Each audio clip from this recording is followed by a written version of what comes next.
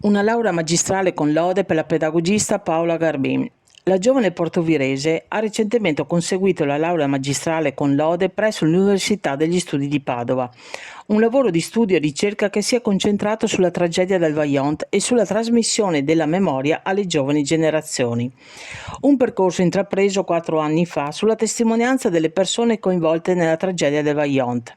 Il risultato della ricerca è stata la sua prima tesi di laurea triennale, che ha ottenuto il massimo dei voti, 110 su 110.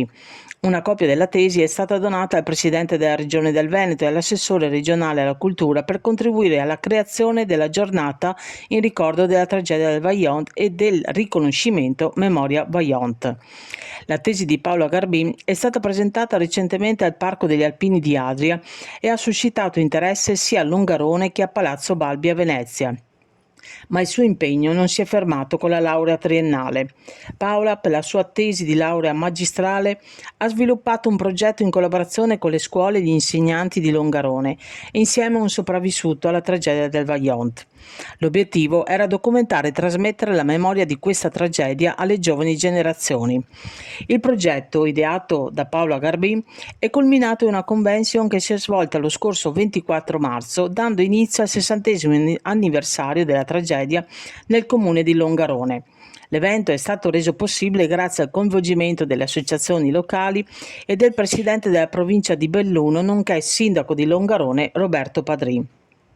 Paola Garbin ha dimostrato un impegno straordinario nel preservare la memoria storica e nell'educare le giovani menti sulla tragedia del Vajont.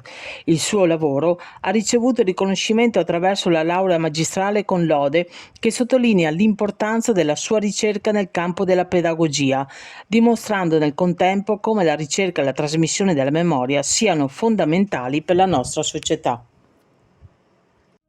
SD Auto informa della novità per il 2023, la revisione dei carrelli in sede. Si effettuano revisioni in sede dei rimorchi di massa complessiva non superiore ai 3.500 kg, 01 e 02, di carrelli per imbarcazioni, per moto, per auto, roulotte, trailer per il trasporto cavalli, carrelli tenda, carrelli trasporto animali e tutti i carrelli di massa complessiva non superiore ai 3.500 kg. Potete contattare SD Auto per qualsiasi informazione o chiarimento.